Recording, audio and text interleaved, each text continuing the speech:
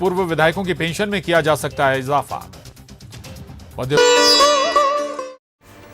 नमस्कार, बहुत स्वागत है आपका नेटवर्क 18 मध्य प्रदेश में।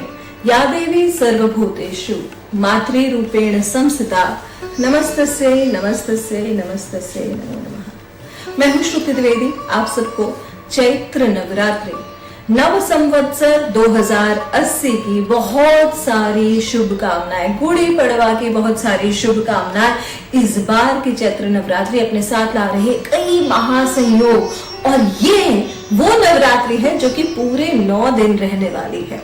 बुधवार को शुरू हो रहे हैं 22 मार्च 2023 से शुरू हो रहे हैं नवरात्रि। कई लोग इस नवरात्रि पर बैठाएंगे अपने घर पर घट और कलश। तो पहले हम जान लेते हैं कलश और घट स्थापना का मुहूर्त क्या है, किस विधि के अनुसार करना है, नव देवियां कौन सी हैं, कौन से प्रसाद से खुलेगा आपका भाग्य, क्या नहीं करना है घट स्थापना मुहूर्त में, किन चीजों की आवश्यक जानकारी जानना बेहद बेहद आवश्यक है। जब नव संवत्सर की शुरुआत हो रही है तो वो हो रही है कुंभ लग्न में, यानी कि सुबह 6 बजे का जो लग्न रहेगा वो रहेगा कुंभ लग्न। ये बेहद ही शुभ लग्न है। इसमें जो शुभ लग्न है वो मैं आपको बताते जाती हूँ। कुंभ लग्न होगा सुबह 6 से 7:30 तक के बीच में। यदि इस समय आप कलश स्थापना या घट स्थापना करते हैं तो धन समृद्धि की प्राप्ति होती है। लेकिन इससे पहले अगर आप करते हैं वो मकर लग्न कहलाता है, वो पुण्य पद की प्राप्ति कराता है। इसके बाद आपको 9 बजे से मिलेगा मेष लग्न। मेष लग्न में किया हुआ कलश स्थापना घट स्थापना आपको धन लाभ दिलाएगी, जो कि बहुत शुभ रहेगी। फिर उसके बाद 11 बजे का एक समय रहेगा, एक मुहूर्त रहेगा जो कि विशेष तरीके से शुभता लाएगा। वो है कर्क लग्न, जो कि आपको लाएगा सिद्धियां। कन्या लग्न जो कि पड़ेगा आपको कम से कम समझिए 12, 12:30, 1 के आसपास, वो लेकर आएगा लक्ष्मी प्राप्ति। और तुला लग्न इसके एकदम बाद पड़ेगा 1:30-2 बजे के आसपास, जो कि लाएगा ऐश्वर्य प्राप्ति। वृश्चिक लग्न जो कि पड़ेगा 3, 3:30 के बाद, ये आपके लिए लेकर आएगा धन लाभ। और मकर लग्न जैसे मैंने आपको पहले भी बताया। इसके अलावा जो शुभ मुहूर्त है शास्त्रीय पूजन विधि के अनुसार वो क्या है, चलिए जान लेते हैं। सुबह 6 बजे से 9:30 बजे के मैंने अलग अलग लग्न और मुहूर्त बताए जो कि बेहद शुभ है। अपराह्न में यानी कि 11 से 12:30 बजे तक का एक मुहूर्त बहुत शुभ है। शाम 5 से 6:30 का मुहूर्त बहुत शुभ है। और रात्रिकालीन मुहूर्त में 8 बजे से 11 बजे तक का मुहूर्त बेहद बेहद शुभ माना जाता है। तो यदि आप नहीं समझते हैं कि किस समय क्या करना है तो अब आप समझ लीजिए कि कौन सा समय आपके लिए शुभ रहेगा। चैत्र नवरात्रि बहुत ही पवित्र है हम सनातनियों हिंदुओं के लिए। इसमें माँ शैलपुत्री, माँ ब्रह्मचारिणी, माँ चंद्र घंटा, माँ कूष्मांडा, माँ स्कंद माता, माँ कात्यायनी, माँ कालरात्रि, माँ महागौरी और माँ सिद्धिदात्री की पूजा होती है। और 9 देवियां यही कहलाती हैं। चैत्र नवरात्रि में दुर्गा जी की घट स्थापना की जाती है और कलश स्थापना भी की जाती है। दोनों में से एक भी कर सकते हैं। और देवी माँ की चौकी स्थापित की जाती है और 9 दिनों तक देवियों का पूजा अर्चन किया जाता है। लकड़ी की एक चौकी लेनी है। अब मैं आपको बताती हूँ किस तरीके से नवरात्रि में चौकी स्थापना करनी है। चौकी स्थापना के लिए एक पटा या एक चौकी ले और उसको शुद्ध गंगा जल से छिड़के। गंगा जल को हाथ से ना छिड़के बल्कि एक गुलाब का फूल उसमें डिप कर ले और उससे छिड़के और उसके बाद एक स्वच्छ कपड़े से पोंछ ले और उसके ऊपर एक साफ लाल रंग का कपड़ा बिछाए। अनकटा हो यानी कि लाल रंग के सूत का कपड़ा हो तो बेहद ही शुभ रहता है। और इसे कलश की दाईं ओर यानी कि राइट साइड रखें, वो बहुत शुभ रहता है। चौकी पर माँ दुर्गा की आप तस्वीर रख सकते हैं जिसमें कि फ्रेम लगा हो, या फिर उनकी मूर्ति स्थापित करें। मूर्ति स्थापित करें तो चावल की ढेरी पर करें। माँ को चुनरी चढ़ाएं। चुनरी का रंग यूजुअली लाल या पीला होता है, आप चाहें तो हरा भी कर सकते हैं क्योंकि बुधवार से शुरुआत हो रही है तो उससे आपका बुध भी मजबूत होगा। धूप दीप आदि जलाना है। 9 दिनों तक जलने वाली माँ को अगर आप अखंड ज्योत देते हैं तो और भी शुभ रहता है। देवी माँ को तिलक लगाएं। माँ दुर्गा को वस्त्र, चंदन, सुहाग की सामग्री, हरी चूड़ियां, हल्दी, कुमकुम, सिंदूर, अष्टगंध, इत्र, फल, फूल, मिठाई, मालाएं चढ़ाएं। और श्रद्धा के अनुसार दुर्गा सप्तशती का पाठ करें। आप में से कई लोग होंगे जो सप्तशती का पाठ करने में असमर्थ होंगे, दुम दुर्गाय नमः करें। अगर आप अपने दुर्भाग्य को सौभाग्य में बदलना चाहते हैं तो दुम दुर्भाग्य नाशिनी दुर्गाय ठ ठ ठ या दुम दुर्भाग्य नाशिनी दुर्गाय नमः स्वाहा मंत्र का जप कर सकते हैं। यह सब करने के बाद दुर्भाग्य को नाश करने वाले पूजन के उपरांत आप वेदी पर बोए अनाज पर जल जरूर छिड़कें। अब कैसे बोना है ये अनाज और क्या होनी है कलश स्थापना, कैसे होनी है घट स्थापना, चलिए मैं आपको संक्षिप्त में इसके बारे में बताती हूँ कि कैसे क्या करना है आपको आज के दिन विशेष तौर पर, यानी कि नवरात्रि के पहले दिन पे माँ के सामने अखंड ज्योत भी जलाते हैं, उसे भी कैसे जलाना है ये भी बताते हैं। चलिए पहले जान लेते हैं घट स्थापना कैसे करनी है और इसकी विधि क्या है। देखिए, कलश स्थापना होती है कलश में, घट स्थापना होती है मिट्टी के घट में। तो मिट्टी का एक घट ले और घट को एक बार स्थापित करने के बाद उसे 9 दिन तक नहीं हिलाना है। 10 गलतियां जो नहीं करनी है वो भी मैं आपको बताऊंगी। आपको करना क्या है, घट यानी कि अर्थात मिट्टी के एक पात्र में नवरात्रि में प्रथम दिन शुभ मुहूर्त जो मैंने आपको शुरुआत में बताया था, इसमें ईशान कोण में ही स्थापित करना है। घट में पहले थोड़ी सी मिट्टी लें, मिट्टी शुद्ध नदी की हो तो बहुत अच्छी होती है, मिट्टी में कचड़ा ना हो इस चीज का ध्यान रखना है। मिट्टी में कंकड़ पत्थर और कई बार थोड़ी गंदगी आ जाती है, वो ना हो। मिट्टी यानी कि स्वच्छ होनी चाहिए। उसकी एक परत लगाएं, उसके ऊपर जौ लगा दें, फिर एक परत मिट्टी की, फिर जौ, फिर एक परत मिट्टी की, फिर जौ, ऐसे करके 3 परत, 3 या 5 परत या 7 परत आप लगा सकते हैं। कितना बड़ा घट हो ये आपकी इच्छा है। घट में पहले थोड़ी सी मिट्टी जैसे डालनी है, मैंने आपको बताया। फिर इस पर जल का छिड़काव जरूर करें। इस तरह ऊपर तक पात्र को मिट्टी से भर देना है। अब इस पात्र को स्थापित करके पूजन करें।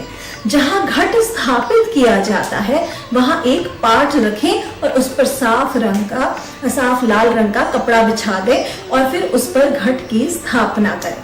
घट पर रोली या चंदन का स्वास्तिक बनाएं। स्वास्तिक बनाना है आपको इस उंगली से, अनामिका उंगली द्वारा, ठीक है। ये जो सेकंड फिंगर है, लिटिल फिंगर नहीं, सेकंड फिंगर अनामिका जिसे कहते हैं। घट के गले में मौली जरूर बांधें। और फिर अब घट में जो स्थापना में गलतियां हो जाती हैं उसका मैं बताती हूँ। घट को हमेशा ध्यान रखना है, ईशान कोण में रखना है। घट में गंदी मिट्टी नहीं पड़नी चाहिए या गंदे जल का प्रयोग नहीं करना चाहिए। जो पीने वाला आरओ का वाटर होता है वही जल आप घट के प्रयोग में लेकर आए। घट को एक बार स्थापित करने के बाद उसे 9 दिन तक उस स्थान से नहीं हिलाना है और गलत दिशा में घट स्थापित नहीं करना है। जहां घट स्थापित किया गया है वहां पर देखना है कि आसपास स्वच्छता बनी रहे, कोई शौचालय ना हो, कोई बाथरूम्स ना हो, इस चीज का ध्यान रखना है। अपवित्र हाथों से ना छुएं, इस चीज का ध्यान रखना है। और घट को जब हो जाए, उसमें ज्वार उत्पन्न हो जाए तो उसको विधिवत रूप से ही नदी में प्रवाहित कर देना है। घट की नियमित रूप से पूजा अर्चना करनी है। घट किसी भी रूप में खंडित नहीं होना चाहिए। अब जानते हैं कलश की स्थापना विधि। एक तांबे के कलश में या आप चांदी का कलश लें या पीतल का कलश लें, उसमें जल भरें और उसके ऊपरी भाग पर रोली मोली बांधकर उस पर मिट्टी का पात्र अर्थात घट के ऊपर रख दें। जब कलश के ऊपर पत्ते भी रखें आप, 5 पत्ते आम के, अशोक वृक्ष के रख सकते हैं। पत्तों के बीच में एक रोली मोली अगेन बंधी हो, नारियल लाल कपड़े में लपेट कर जरूर रखें। ये सिंदूर शुभता का प्रतीक होता है। कहा जाता है इस कलश में हम देवी देवताओं का आवाहन करते हैं। घट और कलश की पूजा करें। फल चढ़ा सकते हैं, मिठाई चढ़ा सकते हैं, जो प्रसाद आपको समझ में आए वो चढ़ाएं। और इसके बाद गणपति की वंदना जरूर करें। गम गणेशाय नमः से कर सकते हैं, संकट नाशन गणेश स्तोत्र कर सकते हैं, गणपति धर्मशीर्ष कर सकते हैं, जो संभव हो वो करें। अब देवी देवताओं का आवाहन करें, उनको पुकारना है कि हे प्रभु, हे समस्त देवी देवताओं, आप सभी 9 दिन के लिए कृपया कलश में विराजमान रहें। यह करना बेहद आवश्यक है। आवाहन के बाद सभी देवी देवतागण कलश में विराजमान हो जाते हैं, ऐसा माना जाता है। कलश की पूजा करें, कलश को टीका जरूर करें, अक्षत चढ़ाएं, फूल माला चढ़ाएं, साथ ही साथ इत्र अर्पित करें, नैवेद्य अर्पित करें, फल मिठाई आदि अर्पित जरूर करनी है।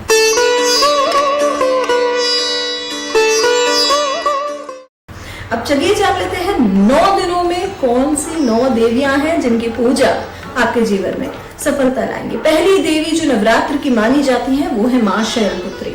माँ शैलपुत्री शैलसुता जो कि शैलजा मानी जाती है और ये समस्त सिद्धियों की प्रदात्री है। इन देवी की पूजा करने से गाय को आपको बहुत शुभता प्रदान होती है और इन्हें सर्वप्रिय है गाय का घी। माँ ब्रह्मचारिणी दूसरी नवरात्र की देवी है। ब्रह्म में विचरण करने वाली देवी माँ ब्रह्मचारिणी जो है वो ब्रह्मचारिणी के रूप में पूजी जाती हैं। जो साधक माँ के इस रूप की पूजा करता है उन्हें तप, त्याग, वैराग्य, संयम और सदाचार की प्राप्ति होती है। माँ को शक्कर का भोग सर्वाधिक प्रिय है। माँ चंद्रघंटा तृतीय देवी मानी जाती है। चंद्र के समान घंटे का स्वरूप लिए माथे पर और इन्हें घंटा चढ़ाना बहुत शुभ माना जाता है, जो पूजा में घंटी रहती है। ठीक है, माँ चंद्रघंटा संसार के सारे कष्टों से निवारण दिलाती है और यदि किसी पर कोई झूठा आरोप है तो माँ चंद्रघंटा की पूजा करें, निश्चित तौर पर आरोपों से मुक्त होगा। शेर पर सवारी करने वाली माँ चंद्रघंटा को दूध का भोग लगता है। अब बात करते हैं अगली देवी की। अपनी मंद मंद हंसी से ब्रह्म का निर्माण करने वाली माँ कूष्मांडा। माँ कूष्मांडा अपने उदर से ब्रह्मांड को उत्पन्न करते हैं। सुबह 4 से 5 की वेला के समय जो नील वर्ण दिखाई देता है ना, वही माँ कूष्मांडा का वर्ण है, जो उनका रंग है। और वो चौथे नवरात्र में करने का इनका विधान, इनकी पूजा करने का, इनकी आराधना करने वाले भक्तों को सभी प्रकार के रोगों से मुक्ति मिलती है, कष्टों से मुक्ति मिलती है, बल की प्राप्ति होती है और माँ को भोग में मालपुआ सबसे ज्यादा प्रिय है। चलिए बात करते हैं आप अगली देवी। पंचम देवी जो है वो माँ स्कंद माता कहलाती है। माँ स्कंद माता जो है आदि शक्ति माँ दुर्गा के कौन से स्वरूप की माता कहलाती है? स्कंद की माता, यानी कि कार्तिकेय की जो माता है वो देवी स्कंद माता कहलाती है। वो संसार में साधकों को हर प्रकार के सुखों को भोगते हुए मोक्ष की ओर ले जाती हैं और जीवन में किसी प्रकार की वस्तु का कोई भी अभाव नहीं होने देती है। इन्हें केले फल का भोग अति प्रिय है। जो छठी देवी है माँ कात्यायनी। माँ कात्यायनी नंद ग्रह गोपासुताम, जो नंद के ग्रह में गोपी हुई थी, गोपासुताम हुई थी, वही है माँ कात्यायनी, जिन्हें देवी योग माया के नाम से भी जाना जाता है। जो षष्ठी देवी है, नारायणी शक्ति है।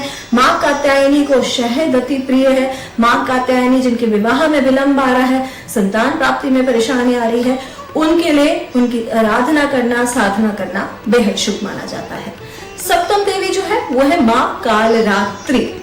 कालरात्रि यानी कि जिनकी पूजा रात के समय करी जाए वो है माँ कालरात्रि। आपको सर्व प्रकार की बाधा मुक्त, तंत्र बाधा मुक्त, शत्रु बाधा मुक्त, व्यर्थ कर्ज बाधा मुक्त करने वाली देवी माँ कालरात्रि है, जिनको माँ को गुड़ का भोग अर्पित किया जाता है। अगली देवी है माँ महागौरी। महागौरी जो है उनकी पूजा नवरात्रों के 8वें दिन किया जाता है। जब कहते हैं माँ कालरात्रि के काले तेज के बाद जब देवी को ने साधना करी थी, जब अद्भुत तप किया था, तो उन्हें गौर वर्ण प्रदान हुआ था, उसके बाद उनका नाम पड़ा महागौरी। महागौरी को हलवे का भोग लगाया जाता है। कई लोग अष्टमी भी पूजते तो हलवे का भोग इस कारण भी चढ़ाते हैं। इनकी कृपा से साधक के सभी कष्ट मिट जाते हैं। अंतिम देवी जो है वो है माँ सिद्धिदात्री।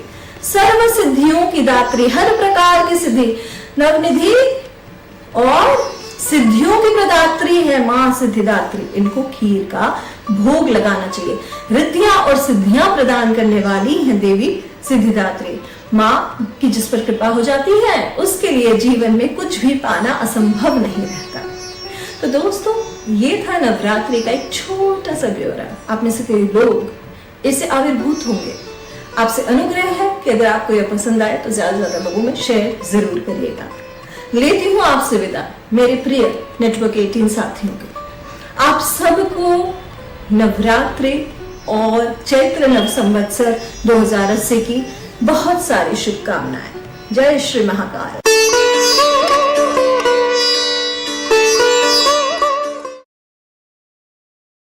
भोपाल में ओलावृष्टि को लेकर सीएम हाउस में बैठक, फसलों के नुकसान को लेकर